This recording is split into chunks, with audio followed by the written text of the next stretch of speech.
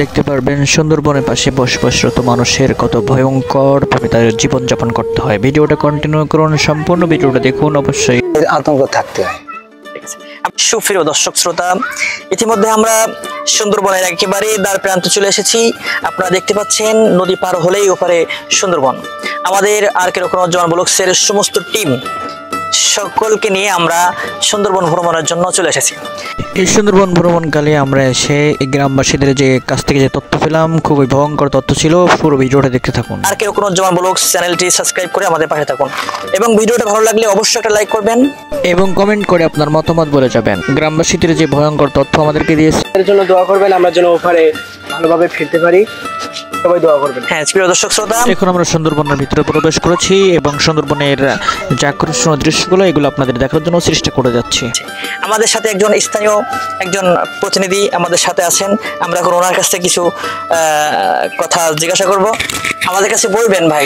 হ্যাঁ বলবো অবশ্যই। যে আপনার কাছে এখন আমাদের প্রশ্ন, যে এই যে সুন্দরবন আমরা দেখতে পাচ্ছি, এটা তো দক্ষিণ এশিয়ার সবথেকে বড় একটা ম্যানগ্রোভ বন। এই সুন্দরবনের মধ্যে বাঘের উৎপাত কেমন আছে যদি আপনি আমাদেরকে? প্রচন্ড বাঘ যখন খাদ্য সংগ্রহ করে, হরিণ দাবড়ে নিয়ে নদী পার হয়, হরিণ আমাদের শহর এলাকায় ঢোকে, এখানে আসে। জি, এই আপনার জ্যৈষ্ঠ মাসে এই বাগান দিয়ে ওই হেসারি কাকড়ার হেসারিতে ঢুকছিল। আচ্ছা আচ্ছা। পাবলিক দেখতে পেয়ে ধরলো। আমাদের কাঠকাটা পুলিশ ফাঁড়ির এসআই যাই উদ্ধার করে পুলিশ ফাঁড়িতে আটকে রাখছিল একটা রুমের মধ্যে রাখার পরে আমাদের স্টেশনে গুড়িবাড়ি, অফিসি, কাশিরাবাদ, বজবজা, খাইস্টানা, পবতক সমস্ত জায়গায় জঙ্গলে ওই পুলিশ ফাঁড়ির ওই ক্যাম্প থেকে নিয়ে ট্রলারে নিয়ে ওপারে ছেড়ে দিল, জঙ্গলে উঠে চলে গেল। আচ্ছা, যখন আপনাদের বাঘ যখন এপারে আসে, আসার পর আপনাদের ভয় লাগে না? ভয় লাগে, অবশ্যই লাগে। আমাদের 4 নম্বর কয়রায় পার হয়েছিল, মানুষ গোল গোরান কাটার লোক ধরছিল, ওই লোভে মানুষ ছাড়াই নিয়ে আসছিল। ওই লাশ গ্রাম এলাকায় মাটি দিল, দেওয়ার পরে আপনার ওই গাছ ওই বাঘ ধরে মারলো, তারপরে ছাড়াই নিয়েছিল। এবারে ওই পিটাইয়ে ওই নদী পার করে দিয়েছিল। তার মানে প্রায় সময় যে বাঘের উৎপাত মনে হয় এটা। আচ্ছা, তাহলে তো অবশ্যই আপনাদের এখানে জীবনযাপন করার জন্য একটু আসলে খুব আতঙ্কের মধ্যে আপনারা থাকেন। হ্যাঁ, আতঙ্ক থাকতে হয়।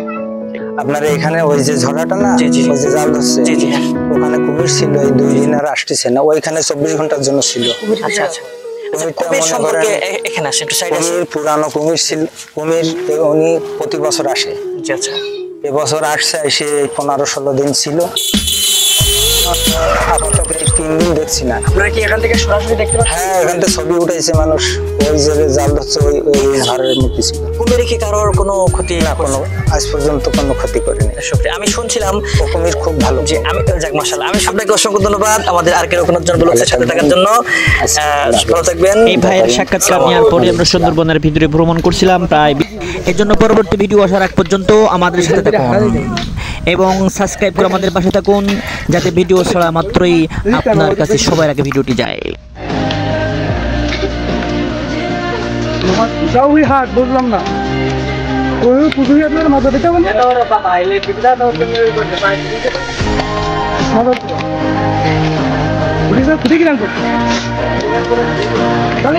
আছে,